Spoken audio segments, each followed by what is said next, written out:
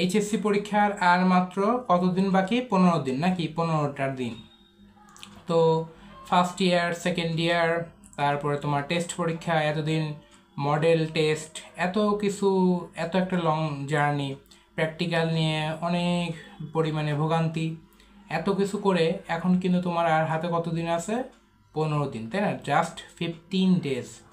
This last 15 days is your কি। যাই হোক, তোমাকে এখন সিরিয়াস হতে হবে। ঈদের সময় চলে গেছে, এখন আর মাত্র 15টা দিন।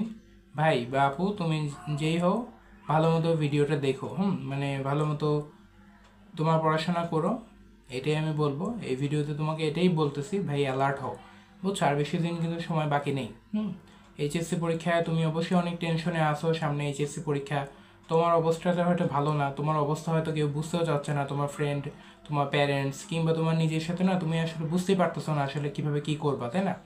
ভালো মতো প্ল্যানিং করে পড়াশোনা শুরু করো, যা গ্যাপ আছে তুলে ফেলো। দেখো দেখো, তোমরা কিন্তু 9 তারিখ থেকে, মানে অর্থাৎ তোমার যে গতকালকে বা 2-1 দিন আগে যখন দেখলা, এই মানে গতকালকে আগের দিন 9 তারিখ ছিল, 9 তারিখ থেকে এই যে সামনে 23 তারিখ, এই সময় পর্যন্ত তোমার কিন্তু প্রায় 15টা দিন সময় হয়, তাই না?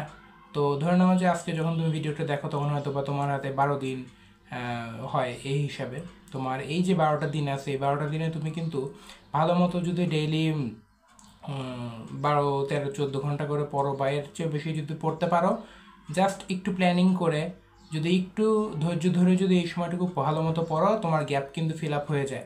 এবং এইচএসসি পরীক্ষার মধ্যেও কিন্তু তোমরা প্রতিটা পরীক্ষার আগেই দেখবা 2 দিন 3 দিন করে সময় আছে, বা আরও বেশি কিন্তু ছুটি, 7 দিন পর্যন্ত ছুটিও কয়েকটা পরীক্ষার আগে আছে। তো তোমার হাতে কিন্তু এখনও টাইম আছে, তুমি তোমার গ্যাপ ফিল আপ করে রিভিশন দিয়ে আসতে পারবা। হারায় যাও না, হ্যাঁ? তোমার সমস্যা আছে, তোমার আরও মেন্টাল অনেক প্রবলেম হয়তো হতে পারে। তুমি যদি মেন্টাল এই প্রবলেমে থাকো, তাহলে অবশ্যই কমেন্ট করে আমাকে জানাও। ইনশাআল্লাহ তোমার অবস্থা বুঝে আমি যতটুকু সম্ভব আমার এক্সপিরিয়েন্স থেকে তোমাকে হেল্প করার ট্রাই করব।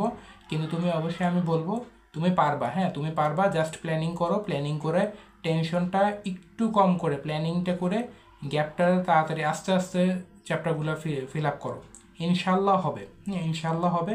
জাস্ট এই কয়েকটা কাজ যেগুলো বললাম, এগুলো করো আর কি। হ্যাঁ, অল দ্য বেস্ট।